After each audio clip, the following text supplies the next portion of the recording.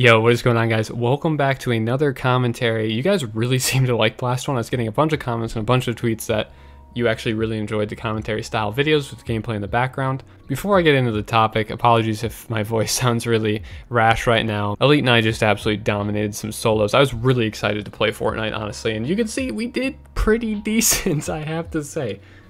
But I really wanted to talk about what's on everyone's mind, what everyone was watching last night. The Ninja Vegas 2018, I guess is the official title, at least that's what it was called throughout the event. I just wanted to talk about what we can take away from that event going into Fortnite competitive, with Fortnite competitive growing, what we can expect to see, what I personally hope to see changed and added for the next LAN event. If you guys don't know, you probably all do, but Ninja hosted a LAN event in Las Vegas in which a whole bunch of his fans were able to go, and even teams were there, and they were able to purchase tickets and play in a BR against him, and he had bounty on his head. If you killed him, you'd get $2,500. If you won the game, you get $2,500, and if he won, the money would go to charity. So overall, it was just an incredible cause. It was all positives all around. Everyone was having a great time. But I sat there and I watched pretty much every minute of that because it was just so damn entertaining to watch. And I just wanted to go through a lot of the things that I was super excited for, that I noticed, and that, like I said, I want to see hopefully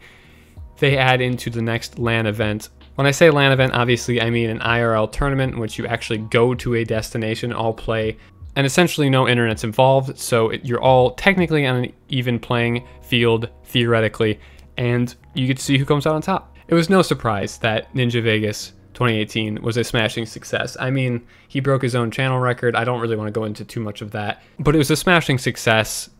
650,000 people tuned in at one time. Now, if you guys do not know, there's been a lot of online scrims and online tournaments around Fortnite, and it's been kind of whack. They've been organized in a very limited manner because Epic hasn't yet provided private servers and a lot of means to actually get a solid tournament organized. The way that online tournaments are currently played is you join another team of two and form a 4-man squad, and the team with the most kills out of the two teams in that squad will win that tournament. Or it's more like a GB from Call of Duty, to be honest with you. That's kind of the vibe that I get from it, but it's still very exciting to watch. It's just not even close to the organization of a LAN event. All things considered though, for this very first LAN event of Fortnite, it was really, really well done.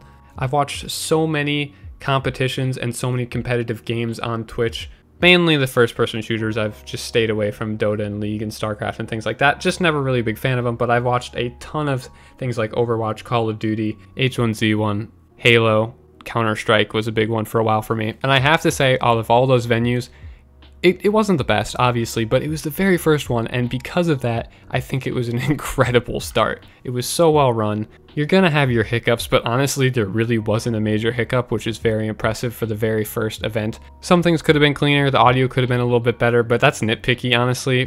For the first tournament, that's pretty expected, and frankly, it could have been a lot worse. So one thing, I gotta just start off the top here. The people in the upper deck, the casters were incredible. Now, Courage, I have watched many Call of Duty tournaments in which he's casted in them. He's been doing it for years, so he was a shoo-in to be a really great caster. He knew what he was talking about. He plays the game, he streams the game, so he was a shoo-in for being a great caster. However, that was Dr. Lupo's very first commentating gig, for lack of a better term, and he crushed it. I suppose if you watch his stream, you kind of know that he's just made for it. I mean, he's just got the voice of a commentator and a ton of game knowledge, so it kind of made sense that he actually just crushed it. But I really do hope that if Lupo's interested in casting the other tournaments, or at least a couple other tournaments in the future, I really would like to see him cast again, because it was really entertaining to watch, and it was very well done in terms of the information that they gave and the knowledge they provided to newer players that may be tuning in for the first time. It was just really well done. Before we get into the actual gameplay and what I would like to see change there and implemented there,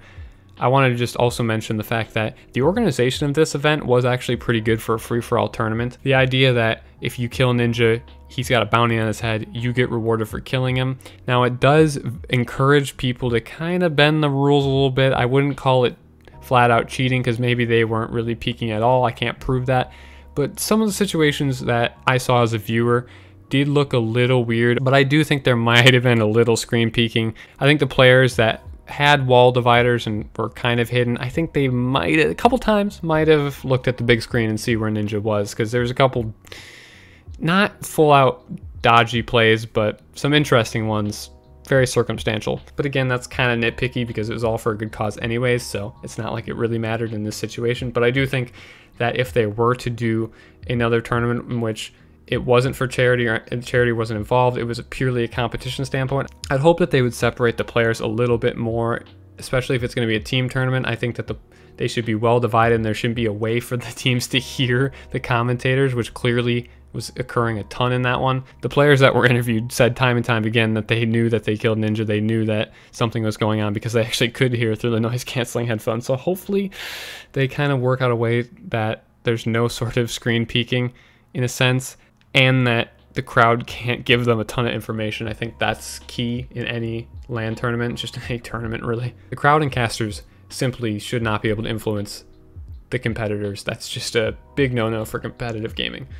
Another super nitpicky thing was, my god, a couple of the ads that they had were just horrendously cringy and awful. And if you watch the broadcast, you know exactly which one I'm talking about. But seriously, that again doesn't matter.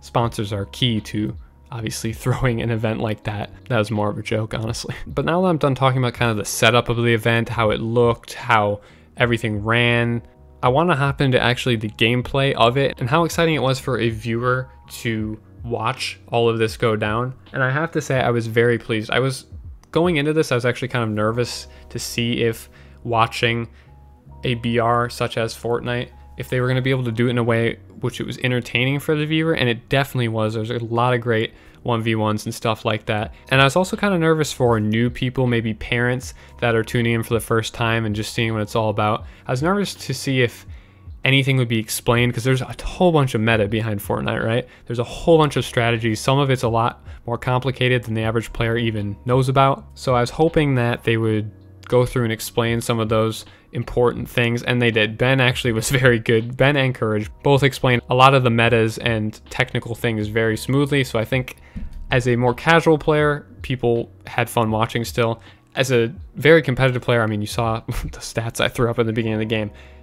As someone who plays this game a ton and is going to only play it more after watching that tournament, it was very well done in my perspective. I had no problem following anything, obviously. When you play a game a lot and it's also well done, you have no problem following what's happening in the stream.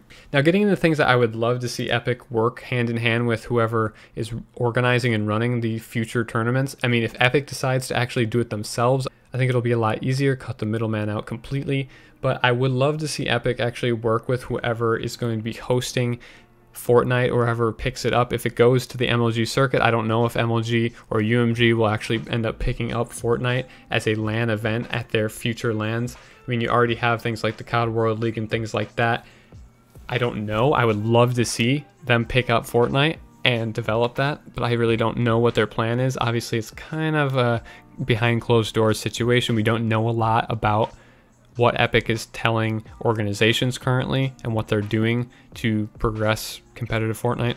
I can say this, it is pretty obvious that Epic does plan on really trying to push competitive play, because clearly the large organizations have already picked up players, and they just wouldn't do that because they're smart, they know how to run their organization. They wouldn't do that if they didn't know if Fortnite was going to go anywhere. So it's pretty safe to say that Fortnite will become competitive. I mean, there's so many orgs that already have signed people, but I believe you're only going to see more people get picked up, especially the really big stars of this last tourney. I think a lot of those guys are going to A, blow up on Twitch, and B, probably get picked up by some teams already out there, or maybe new teams, which is awesome for them. They deserve it. A majority of the people put in the spotlight absolutely dominated it, which was actually something that I wasn't expecting. I thought a lot of the players weren't going to be as good as they were, but pretty much everyone there, I only saw a couple pretty new players, but pretty much everyone there was very good at the game, knew exactly what to do, and they were playing for the win for sure. Obviously, there's a ton of money on the line, so why wouldn't you, right? Now, something that I'm completely on the fence about is I don't know if they should go the free-for-all route. Although the free-for-all route in that tournament was great, there's a whole bunch of problems with it, like I mentioned earlier. If teams are able to get intel from the crowd or even like peeking to other screens, that influences a free-for-all, I think, a whole lot more than it would a team fight, because you still have it would be a 4-on-4 or a 2-on-2, and that doesn't matter nearly as much having information in that situation as it does, because you can't really predict all 4 people. But in a 1v1, especially when they are camping in 1-by-1s a lot of the time, or hiding, or just playing it slow in general, information from the crowd and stuff like that plays a huge role. So I don't know if free-for-all should be the way that they should push. I think that duos might be the most exciting, because let's face it, BRs, especially Fortnite, is a pretty ruthless game at times. You saw it in that tournament.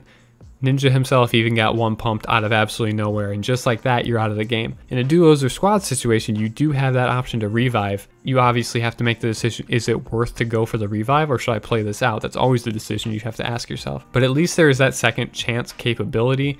In a free-for-all, it's just kind of one and done, and I think this is going to be a major issue for the pro players that you already see be consistent at the game. I mean, it's so difficult to be consistent. If it's not a team-based game and it's a free-for-all based game, it's so hard to be consistent against 100 other people, presumably, on a map. I mean, yes, Ninja got a win and he placed very well in a lot of games, but even he didn't do exceptional from the standards, you know, just pub stomping on stream. You also just saw Myth, unfortunately, get 0-3'd. He didn't really even have an opportunity to fight anyone good. He just kind of died in ridiculous ways.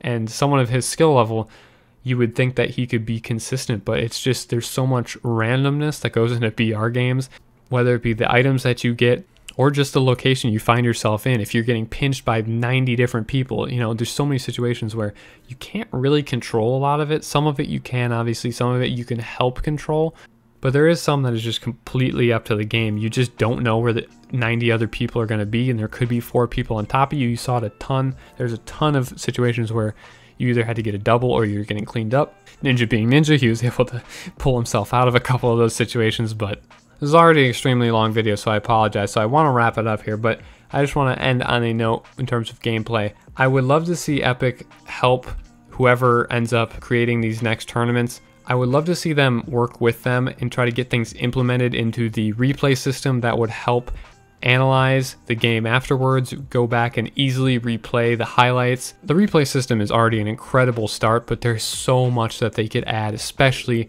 to help broadcasters and commentators analyze the game during and after. A way in which the lead commentators would be able to know when fights are going down and immediately switch to that player, I think would be a lot more exciting. You could hopefully catch a lot of the good build fights, because fights can be very long in this game. So in theory, if you know a fight's going down, you could see health or something along those lines. You could see people shooting in some kind of a indication. I think you'd catch a lot more awesome engagements if there was more tools for the broadcaster to use. A couple more ideas right off the top of my head is something like being able to see opponent's health. You can obviously be spectating someone, you can see his health, but it would be nice to see the opponent's health running in like you can do in replay, except obviously when you're spectating someone live, it's not as easy to do that. Who knows? They might already be in the works doing that. And secondly, I would love to see people's loadouts, because obviously something like Fortnite is crucial to know what their 5 key items are. So if there's a way for the commentators to quickly check those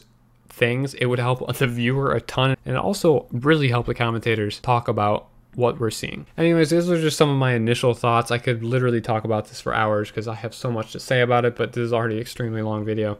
So hopefully you guys did enjoy. If you did, make sure to leave a like, subscribe if you're brand new. Thanks so much for watching. If you want to see more of these videos, leave a like. That's all you got to do, bro. I'll see you guys next time. Peace.